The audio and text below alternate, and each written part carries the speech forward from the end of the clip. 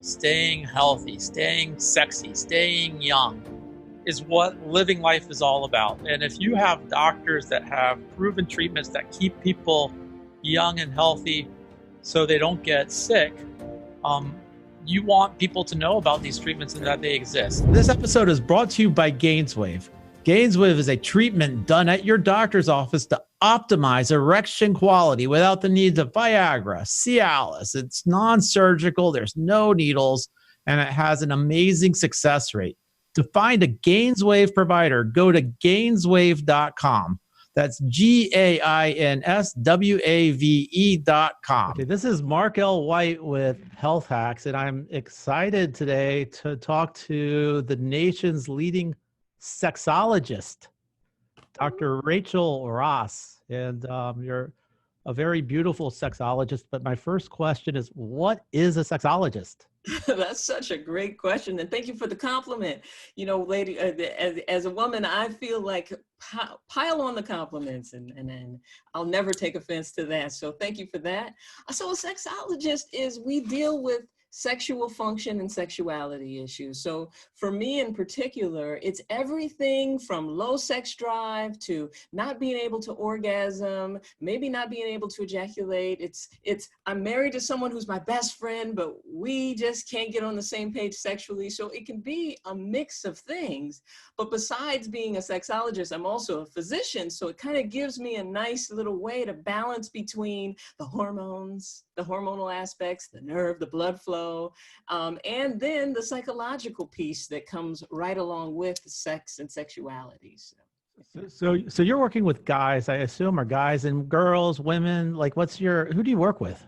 You know what, I work with everybody, you know, but really I have a passion for men's health, you know, and it really helping men maximize erectile function, helping men maximize their hormones. But I work with everybody. I work with the whole family. I'm a family practitioner. So I run the gamut in terms of functional medicine and helping get to the bottom of disease, which, you know, ED oftentimes is the first sign of an underlying disease. And then just helping people that live their best, fullest potential. So, yeah. So a lot of guys, they're trying stuff. They're trying the Viagra. They're trying Gainswave. Nothing's working. They come to see you. How do you get guys to open up about erection, ED? Where do you start? That's such a great question. And, you know, to be honest, guys are the best patients. You know, I find like they're actually easiest to work with because once you hit the right button, they're very honest and they usually do what you recommend. So I find that the hot button for guys is asking that question. Are you having ED with everybody you have sex with or just a specific partner? Are you having it when you're by yourself? Are you having it with your wife? Are you having it with, you know, so opening up the space to let them know that, hey, I'm not here to judge. You know, if there are other sex partners involved, if you happen to be married, that's not my issue. What I want to do is help you gain control of your penis in a way that you are comfortable with and that works and is maximized for you. So when they feel like you're honest enough and they trust you, then they actually bring down, you know, this tough exterior and really help you uncover with them what the real issue is. Yeah. So like the penis has a brain of its own. I mean, you could be with the right partner, the wrong partner, but you know, the penis does what the penis wants to do. That's right. It's interesting. Like, how do you talk a guy through it? And how do you, like, a lot of times, do you think guys just get bored with just regular sex? And how do you spice up the sex life?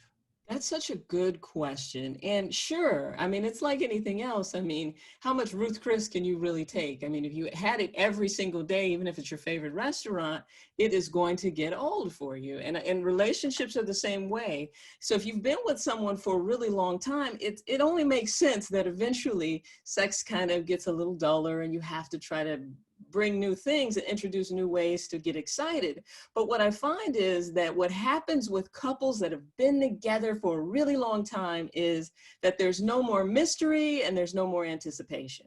So what we find about sex drive is driven and passion is driven by anticipation, basically meaning that, you know, I'm excited because I'm anticipating sex with this person, or I'm thinking about it. There's something sexy and hot about the mystery, but there's less of that passion if you know everything about it. You know, it's the same old, we're going to go to lunch, going to go to dinner, we might have sex afterwards, and so on and so forth. So what we find is that routines actually kill your sex drive in terms of long-term relationships. So what we have to do is kind of scale back, break through routines, and not just sexual routines, even where we're going for date night, even where we're going for the grocery store, all of that stuff basically becomes boring and stale to the brain. So we kind of have to give like a shock wave of energy by actually making some exciting scenarios for people. So really, when it comes to trying to infuse a little more passion into the relationship, some of it is about new things sexually, but a lot of it is about just new things in the relationship in general,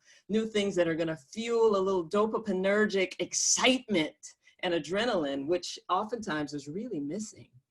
But like, you got a guy, he wants to spice up his marriage, but the wife's not on board. Yes, that's What? 70% of the cases.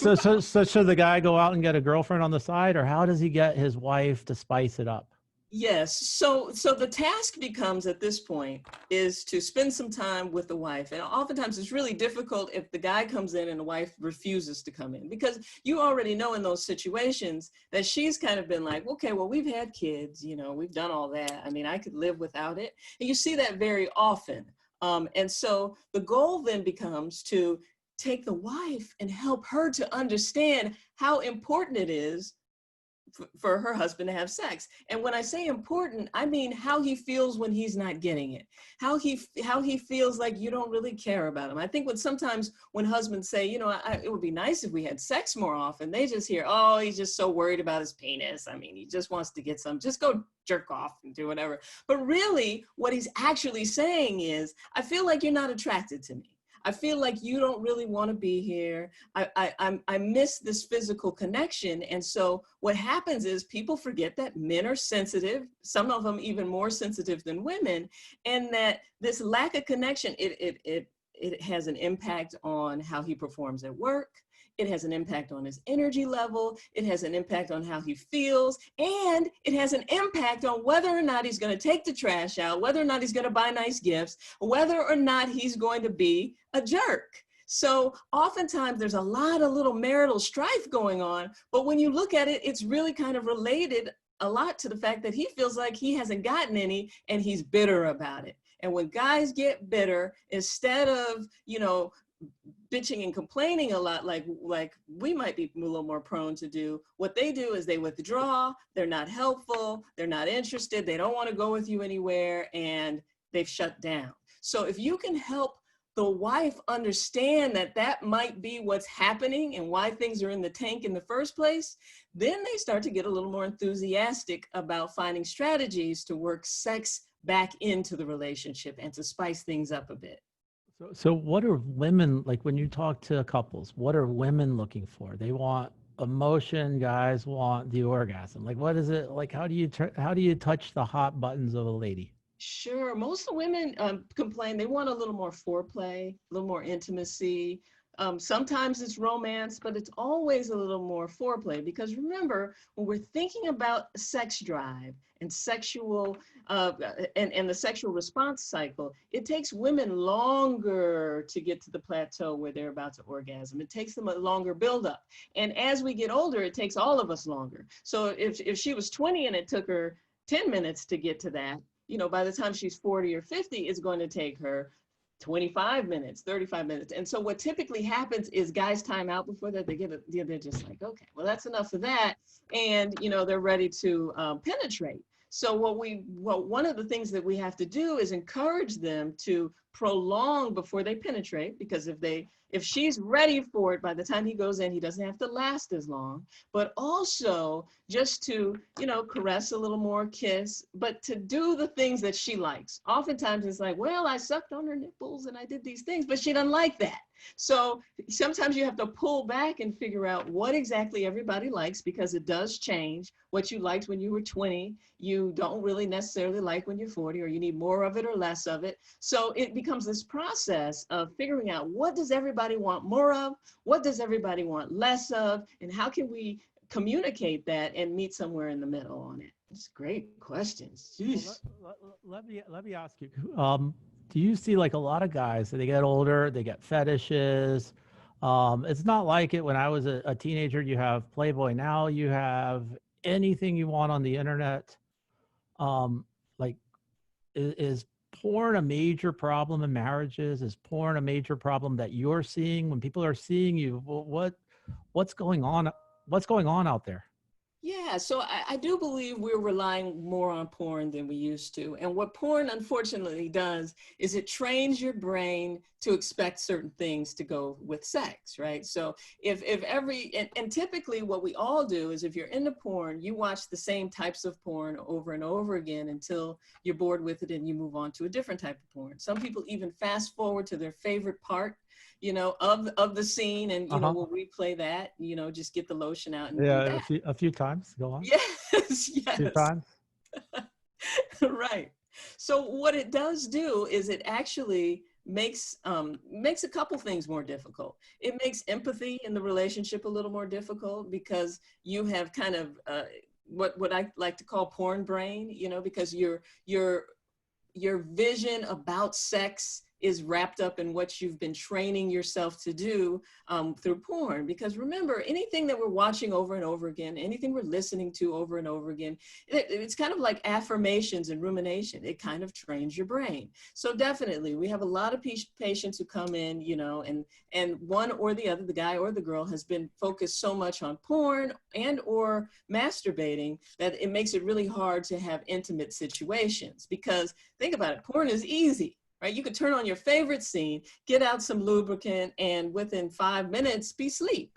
You know, versus sexual contact requires you to actually have some dialogue. You've got to worry about this other person, and porn actually makes it so it's all about me. Right? It's just me, me, me, me, me. So yes, porn actually has been creating some problems in relationships. But if both people in the relationship are willing to kind of shift and make the changes, it's not damaging to the point where they can't come back from it.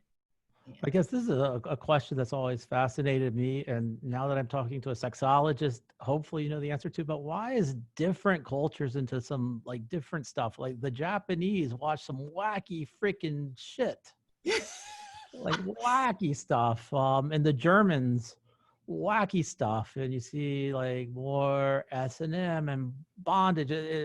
These are countries that are like empires, and they like domination and stuff. Do you see like across cultures, because you work with people from different cultures and different backgrounds, how does our culture play a role in the kind of stuff people like?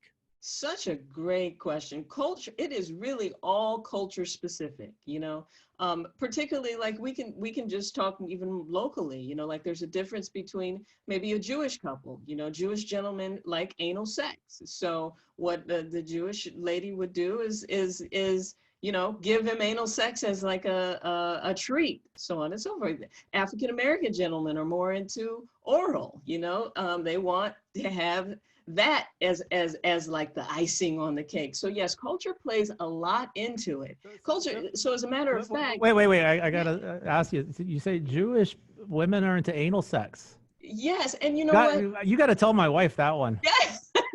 Oh my God.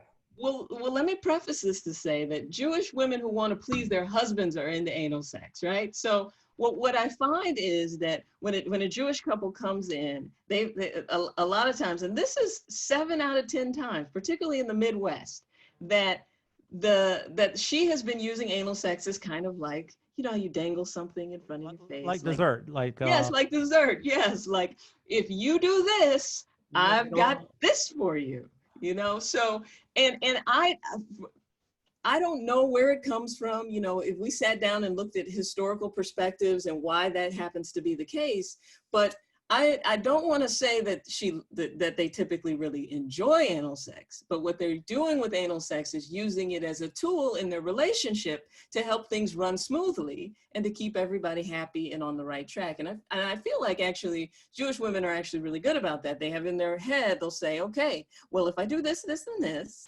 then we're going to go and do this, this, and this, and he feels good, and I get to go do what I'd like to do. So, and those relationships typically run very smoothly. Whereas in other cultures, as like, for example, if we're talking about African-American cultures, there's no real defined strategy that couples come in with sex. And I say strategy because sex can be their most useful tool when you are trying to help the relationship sway in different directions. And so as a sexologist, as I'm training other sexologists, I try to help everybody understand that if you can help the lady in the relationship and the gentleman in the relationship, or if they're same sex, same type of thing, understand that sex can be a very healthy tool that you use to get things going the way you'd like to, that then we see a response in terms of being a little more open to trying new things, and actually responding when the husband says, it would be great if I had more sex. Well, let's look at the benefits if we decide to go that route. And let's look at the drawbacks if we don't. He's irritated, he doesn't want to go with you to any of these functions, he's not helping at home, he's yelling, he's grumpy, versus this gentleman on this other side who is, you know, kind of just like, okay, honey, whatever. So more sex equals better marriage. Honestly, I think if sex is great in the relationship or just not bad in the relationship, it helps buffer all that other stuff that can go wrong. You know, it helps it seem not so bad. Yep, absolutely. So, like, I'm sure you have so many stories. I guess first question: how did you get to become a sexologist? You're a physician, right? A practitioner. Yes. Like, how did you create that niche? Great question. Well, you know, when I finished med school, I realized I knew I always wanted to be a sex expert. And then when I finished med school, I realized medical school taught me nothing about sex. Residency isn't teaching me anything about sex. So I went and got a PhD in sexology. And it was really hard to find a program that even had something like that. So I found one at Maimonides University right there, Winter Park, Florida, underneath Dr. Granzik, who passed away earlier this year. He's been my mentor. And what I found with going the sexology route is that it trains you a lot to know about what's happening and what's going on, but I wasn't sure that it actually trained me to be on the forefront of helping people with these issues. So, you know, as you go through and you're learning your craft, you're typically fine tuning it. And so what I realized is I'd gotten so good at talking to people and couples and individuals and figuring out what the problem is within the first 5 or 10 minutes, and really helping put together plans that helped, you know, people with sexuality and sexual issues.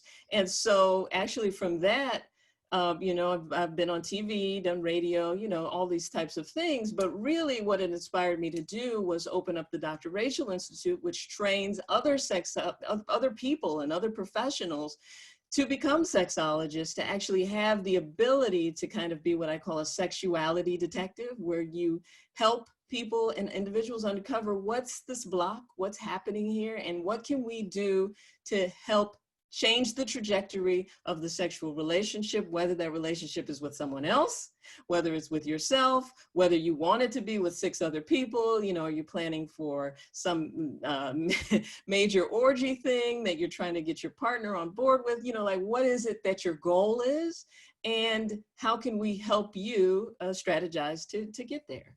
It's fascinating because I'm looking at your curriculum and I scroll through it and I see things like fellatio coaching part 3. Sex toys, section 2, oral sex. Walk me through what that coaching looks like.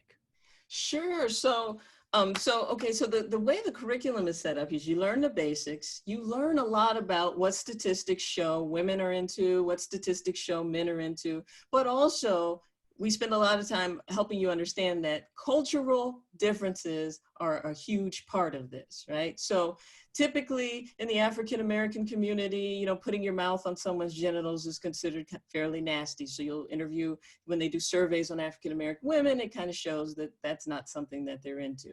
Typically for Caucasian gentlemen, it's oral sex is something that they typically enjoy doing, but typically the Caucasian woman isn't as into that as possible because she feels like it's kind of dirty and ugly down there. So she just don't want you sitting down there for very long. So what it does is it takes cultural perspectives on oral sex, on anal sex, and helps you understand that anytime you're in front of somebody, you've got to understand who this person is culturally and what's important to them and their partner in order to really help put a plan together.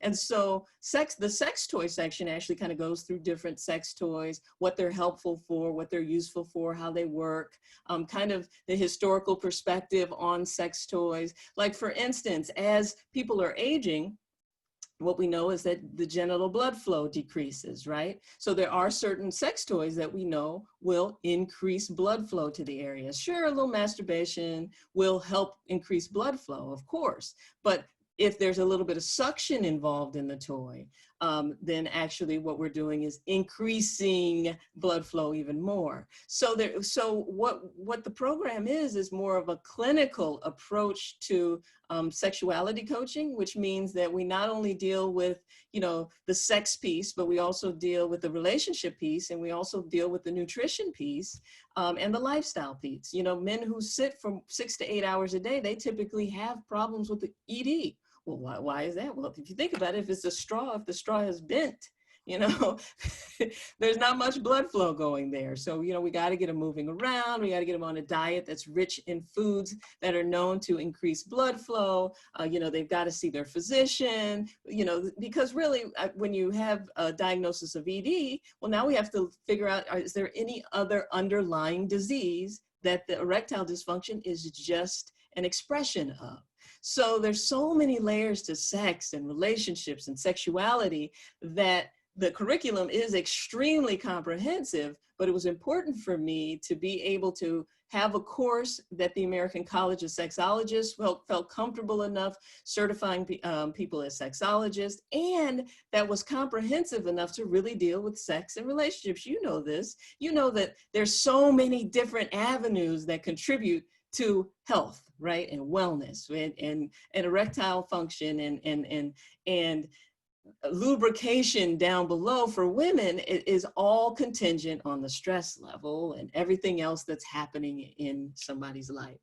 You know, I think part of it is like having that basic, I guess, the foundation. And, you know, we look at hormone optimization, and I know a lot of aging men and aging women, their hormones got out of whack, they lose their drive to get, you know, so I guess as a sexologist who's also a practitioner, you optimize hormones. Yes, of course. Step one, hormones are optimized. Now you're talking about nutrition.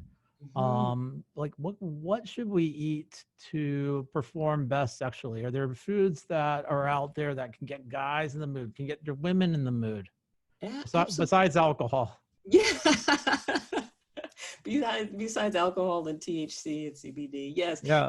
Absolutely. You know, because if you think about it, I always say, you know, if you want to be generic about it, anything that's going to be good for your heart is good for your erection or your vagina, right? Because it's the same components. We have the hormone component, we have the neurological component, and we have the blood flow.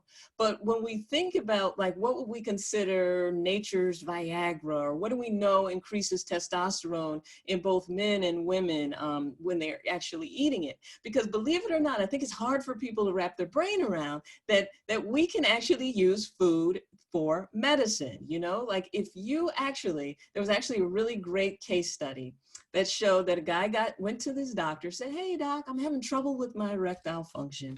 So of course his Western trained doctor said, "Okay, take some Viagra." Well, then he goes to his naturopath. His naturopath says, "Okay, well, here's what we're going to do. We're going to start juicing watermelon every day, and I want you to drink watermelon juice every day." Well, so what watermelon does, the watermelon and the rind actually, it has high doses of L-citrulline in it.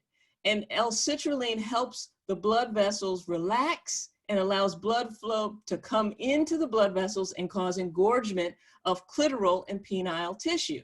So in this case, the guy was taking his blue pill, whatever that one is, and he was taking his watermelon juice. Well, he had gone from not having an erection at all to actually ending up in the emergency room with priapism, an erection that would not go away. So I say that to remind us all how powerful food actually can be. Because like 4 ounces of watermelon has about 150 milligrams of L-citrulline in it. And if you know this, Mark, some people even supplement L-citrulline. They just take capsules or whatever, but you can get it right there in watermelon instead. And L-citrulline is in garlic, it's in liver, it's in onions, walnuts, and even dark chocolate. So I don't know if eating garlic helps with a sexual relationship, but I'm with you on the watermelon, the L-citrulline. So you get people in the mood, and this, I mean, I'm looking at this, it's fascinating. And now you're talking about things like sexual diversity. And tell me a story, like the wackiest story you have dealing with a guy, a girl, a couple, anything that's just crazy. I want to hear some crazy shit. Sure, let's see some crazy shit. I would say, okay, so we have a situation where, and it sounds crazy, but then when I take myself away from it, I'm like, I guess it's really not crazy, because laws have come into play that prevent this type of thing, because it's probably not all that crazy when you think about how DNA is and how attractive we are to our own DNA. But I had a couple come in, they were a threesome. So they started out as the couple, and the couple was a cousin, and they were cousins, right? First cousins. And they had been in a sexual relationship for about 6 years now. They had said that as kids, they were always kind of attracted to each other. They both had other relationships going on, but in their secret time, they were having this amazing, fantastic sexual relationship with each other. Kissing cousins. Yes, okay, they were kissing cousins, and they were coming in because they felt so much passion towards each other that one of them wanted to have a threesome, but the other one was really jealous about it. So I thought it was very odd, first of all, that they had found some type of normalcy in this relationship of two cousins being together. But I also found it even odder that they wanted to integrate this third person into their relationship and kind of have a, I guess what they were looking for is more of kind of a polyamorous relationship, where they were in a threesome, not just sexually, but in a relationship where all three of them were in there, and they were dealing with a lot of jealousy. So I think that technically that has been my craziest case that I've ever had to deal with, was really just having to wrap my mind around what you call kissing cousins, and then the idea of even bringing this third person in, and then at the same time them both being in relationships with someone else because they knew they couldn't marry each other, and that everybody would frown upon it if they did know. So there were so many layers of lying and deceit and just chaos and confusion. Actually, after about our second visit, I told them I just wasn't equipped to handle the situation, and told them that they probably needed to find somebody else. It was just too much. Find a different sexologist. Yes. It's like what you do. I'm sure you have to have an open mind. I'm sure you see all kinds of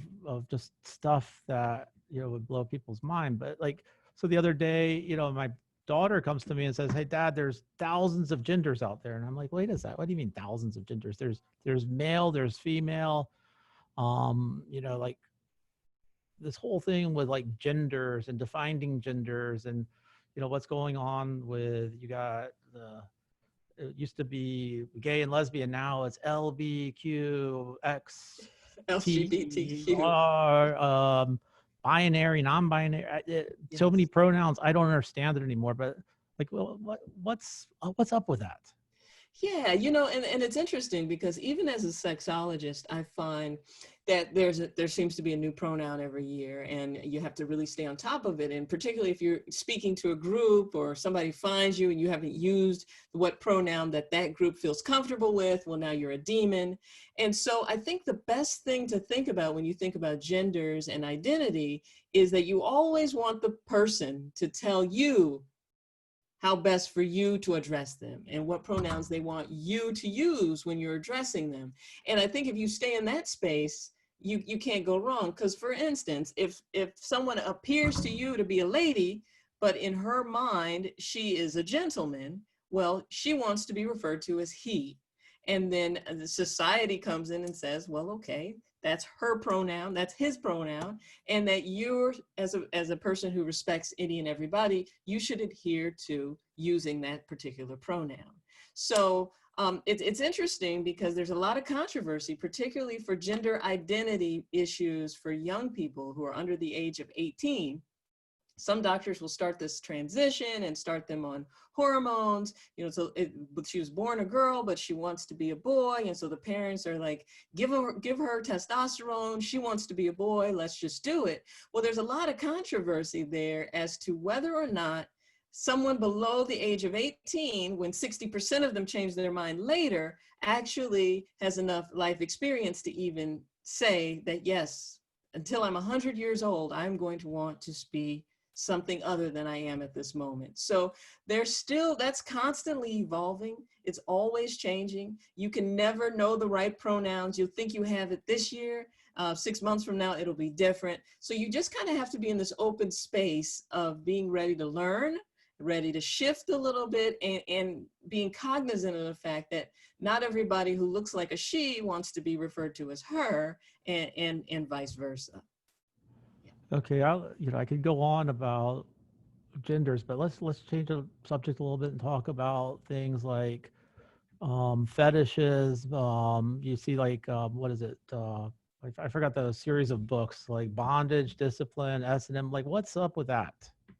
Sure. So there's a whole, and actually this has become a lot more mainstream. You know, it's not kink, we'll call it kink, or BDSM, is actually kind of made a shift from being in the background to actually being something that more couples are coming in wanting to try and being into. Typically you have a person who wants to be the more dom or dominant person in the situation, and then you have one that wants to be the more submissive or the sub in the sexual relationship. And interestingly enough, what you find is the person who has a high-powered job and is a CEO like yourself, Mark, would typically be the one who in the sexual role play would be the sub or the submissive one, because what it actually does is it gets in tune with that little piece of us all that likes something a little different than what we're used to every day. So the dominant person who's type A, who's in the office, who's like, do this and do this and do this, typically really enjoys the role of being a submissive and being bossed around and told what to do, and kind of almost, made to feel shamed every now and then. And it actually ends up having this kind of a euphoric effect. And the best part about it is that when the session is over or you finish, you go back to your regular roles. And it actually, in some people describe it as kind of being therapeutic in a way. Imagine being able to take a 3-hour vacation from your regular role in life and do something else for a few hours, and then just go right back to being the high-powered type A personality that runs the company. It sounds like control. You're in control. Control stressful, and to relieve control, you want to give up the control in the bedroom to a partner.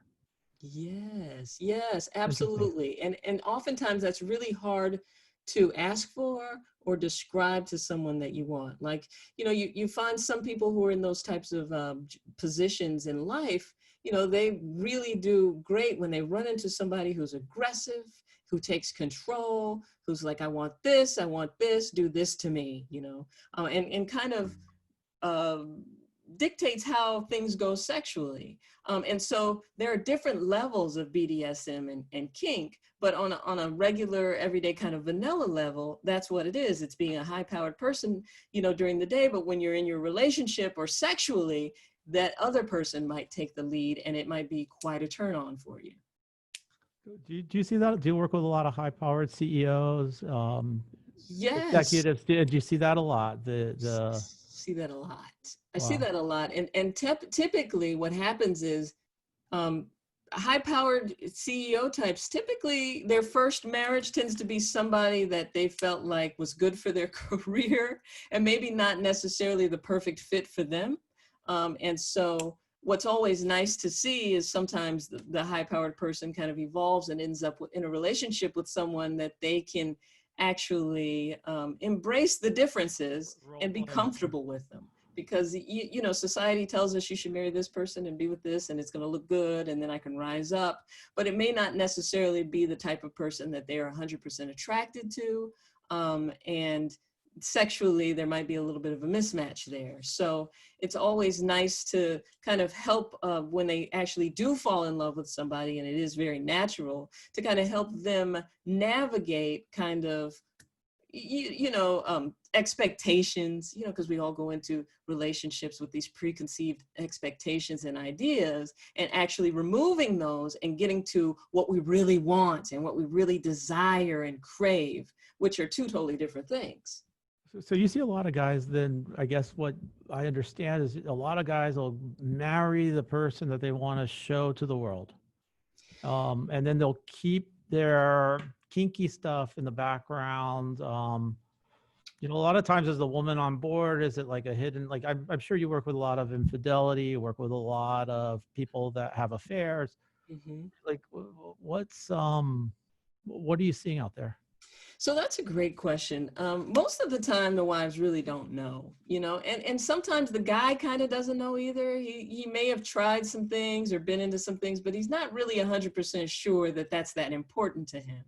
But it plays out sexually very early in the relationship because, you know, what happens when we get into a sexual relationship? Well, we think about all the things that have worked in the past and all the things that we've liked in the past, and we just bring that right in without really doing a survey as to what it is that this new person likes or, you know, how to be. And so since neither one of them are really being all that honest with each other, they kind of miss the mark a little bit on it. And sometimes they may have been sexually compatible, but since nobody is ever really honest about what it is that their desires are, that they miss. And when that sexual connection isn't there, it's just makes it too easy for everything else to fall apart.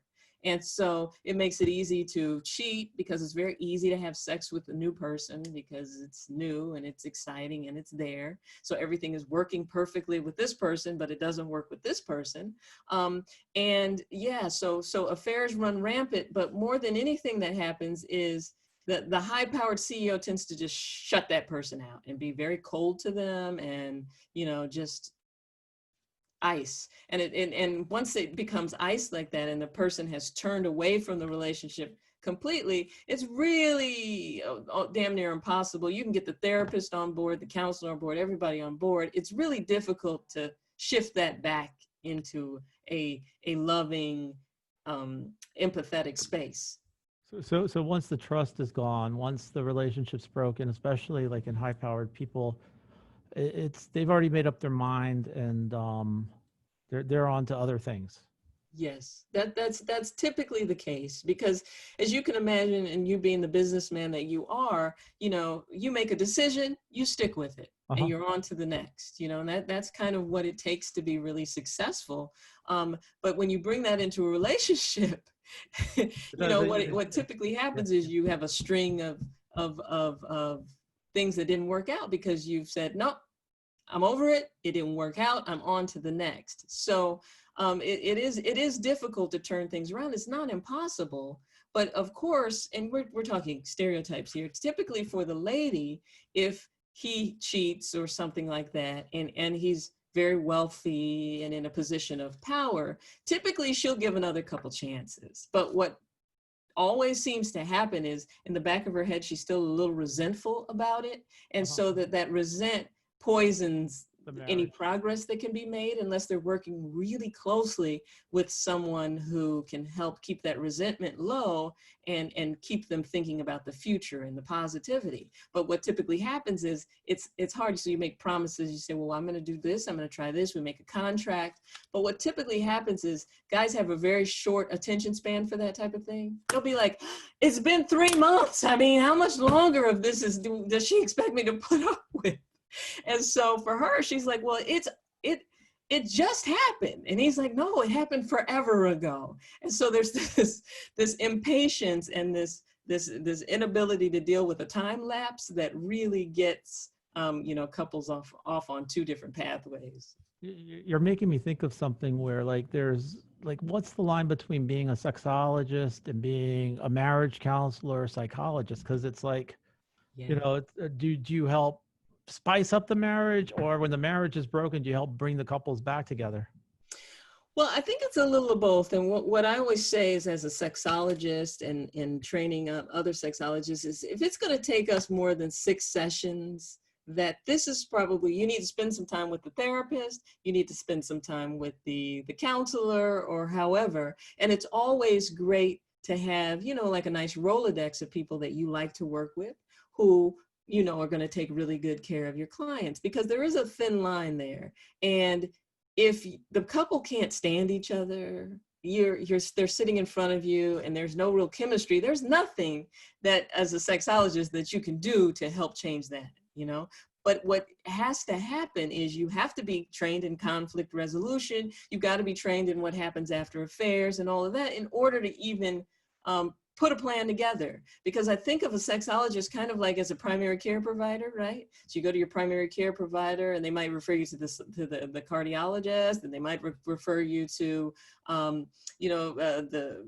they might refer you to the orthopedics because you might need a surgery or something. So the sexologist kind of helps you put together a whole package of what's next for us. Like, how can we plan this out? So it's more of a coaching thing where you're coaching people into situations that are going to help them, thrive long term. Mm-hmm. So like a husband wants to spice up his marriage. He contacts you or one of your sexologists that you've trained. If the woman doesn't want any spicing, the woman doesn't like Ruth's Chris, how do you get her to eat something she don't like?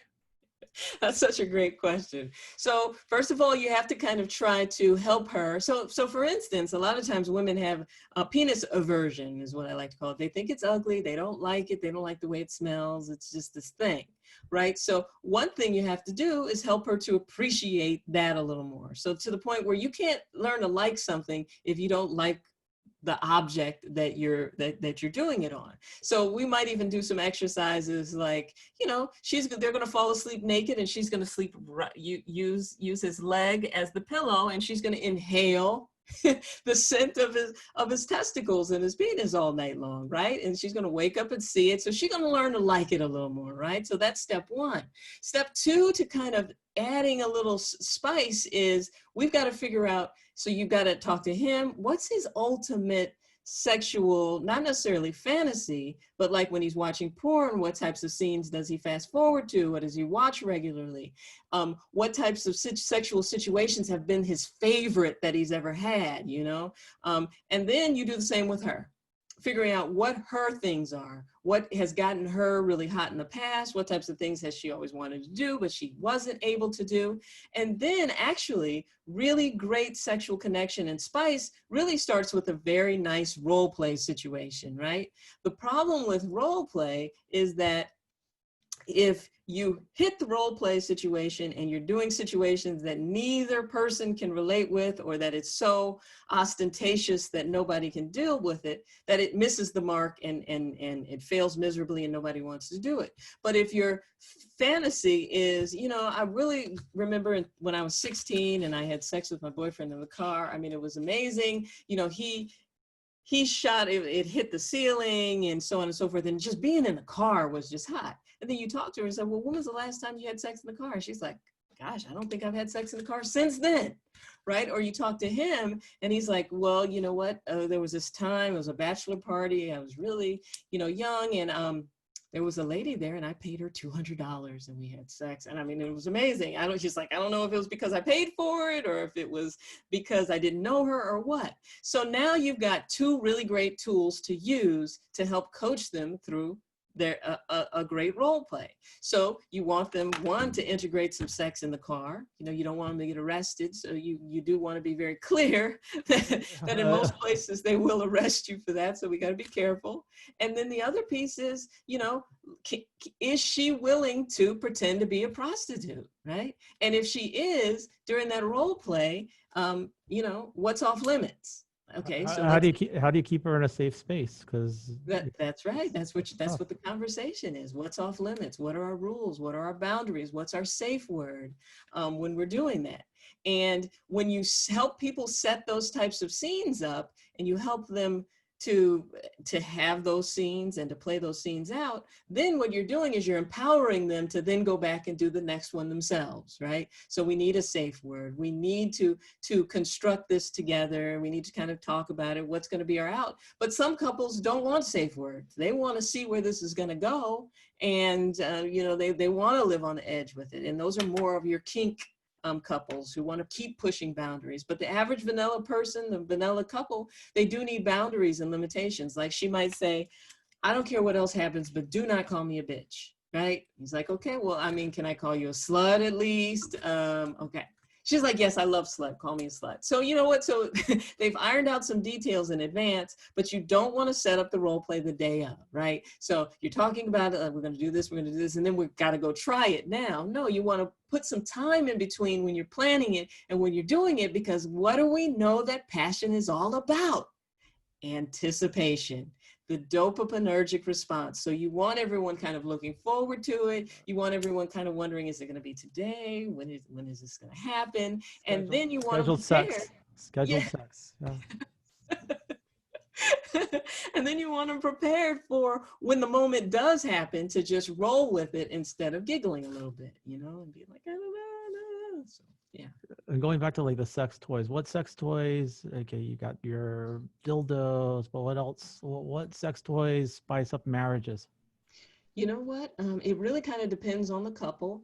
I find that, you know, if you're in a long distance relationship or someone travels, we've got these great sex toys now that you can control. Like say you're in Florida and your wife is all the way in California, you know, the technology has it now that you can actually control her vibrator, you know, so it's a great way to kind of integrate, you know, couples that are spending some time away from each other. It actually makes you look forward to them going on a trip, right? Because you're like, oh, we get to try that toy this time. So I think the cool thing about sex toys is like every year they get more and more intuitive. You know, they have artificial intelligence. Now we can do like virtual video games with virtual reality where, you know, somebody actually, you don't even have to do role play. You can actually be in the scene that you imagine and then take off the headsets and either be together, or if you're long distances apart, you can actually use your vibration tool to kind of help each other masturbate. So there's so many cool things out there in the world of sex toys. And I think a really good sexologist wants to not only empower you guys to use sex toys, but also empower you guys to have great sex, even if there's no sex toy available, you know? Well, I'm sure you've read about the robots that they're making that look human. You can order one, and I want big boobs, I want this, I want that, control them however you want. Are we going to a time where, you know, it's going to be that, like, we're going to lose the human connection? We're all just going to be having sex with robots?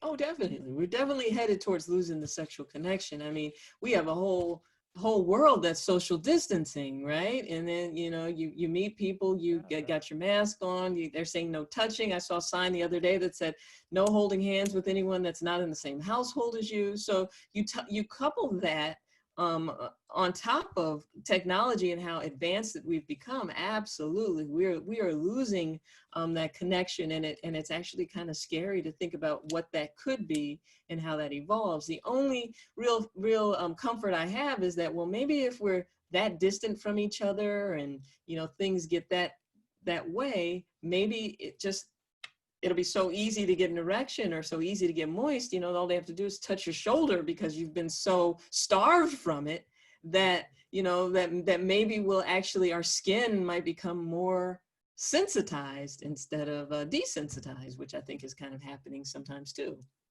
I mean, this, first of all, this is fascinating. I could probably spend hours talking about this. Good. Obviously, I could too. I'm like, Well, I could keep going, but like, if somebody's listening to this, they say, you know what, I want to talk to you. I know they go to, it's drrachel.com. They could do yes, video with you, but you also are training other people. You train other doctors. yeah. I guess first question, like if I'm looking for a sexologist, is it important that I find a female, a male, or do you think gender doesn't matter? Or I don't. gay, if they're gay, like is that important at all? I don't think gender matters, but I think their experience might matter. So if you happen to be a gay couple, you might want to find somebody who says that they've had experience helping gay couples.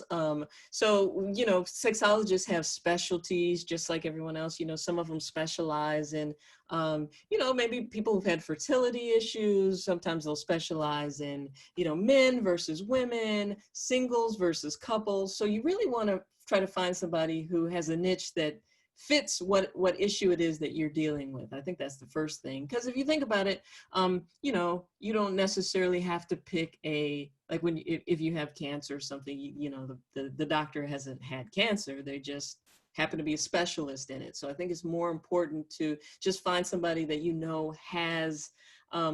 has experience dealing with whatever topic it is that you feel like you're dealing with. Yeah.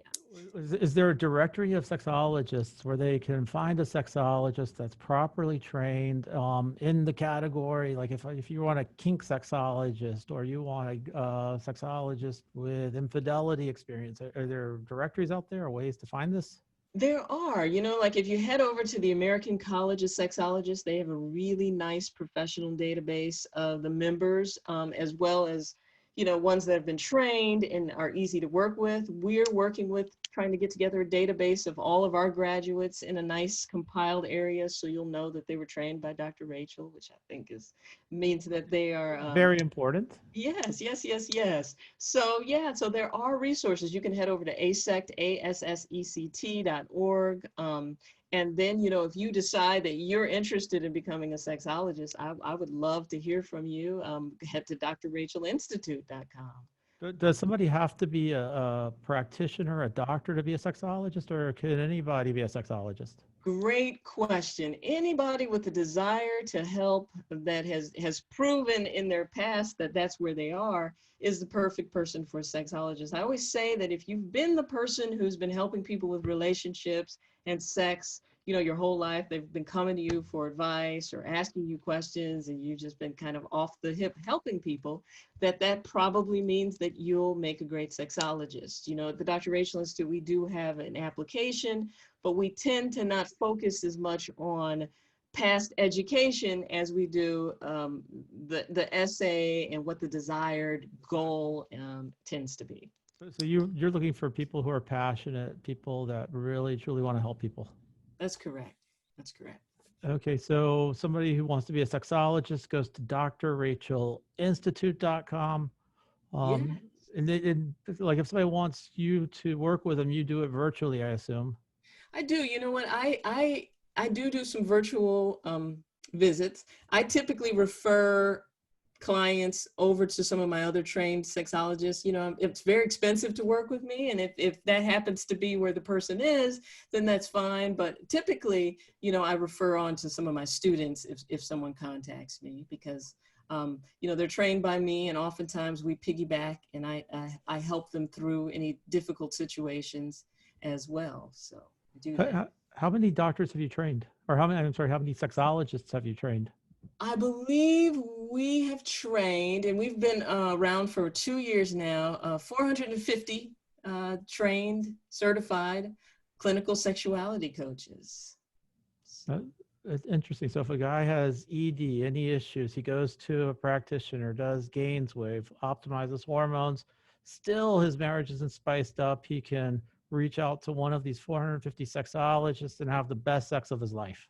Yes, we'll see, because here's the thing. You've got your sword is working, and then you don't have anyone to use it with. And that's what I find is the problem is like okay, so you've optimized your hormones, you've gotten things, you've lost your weight, you've got your penis is working, you feel like you're 25 again, and then you and your wife don't get along. And so technically, it makes sense that creates a lot of affairs and discourse in the relationship. So my goal at the Dr. Rachael Institute has always been, and that's her model, is to help families stay together, because it's a bad situation. We see it happen with bariatric surgery when one person in the relationship loses a bunch of weight and has found their new sexy, but we also see it in relationships where we saw when Viagra first came on the scene. So now you've got all these guys with these penises working and ready, and the wives are like, I don't like that blue pill. I didn't sign up for that.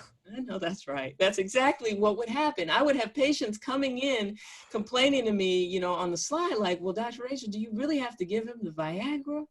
And so it's interesting, because if he's here and she's down here, well, then there's no outlet for him. So of course he's going to turn to porn, because he might be scared that if he even had an affair, he might get killed or slashed or anything like that. Yeah, so you want them both working. You want her feeling great, you want him feeling great, and you want them getting along well enough so that he can actually, it's like getting a sports, it's going and getting a Lamborghini and not being able to drive it, right? You're just looking at it in the garage. Like you said, you have your sword, but there's nobody to fight, so you have to go fight virtually. So that's right. You get your ladies ready for battle. Dr. Rachael, I love this. And I really appreciate you. I appreciate what you're doing for marriages and for people. And I think it's very important, because nobody really talks about sex. It's like kind of a taboo subject, I think. And I think the more we talk about it and the more we realize it is important for marriages, I think the better off we'll all be. So thank you so much for your time. Thanks for having me. I've enjoyed every second of it. So thank you very much. I really appreciate it.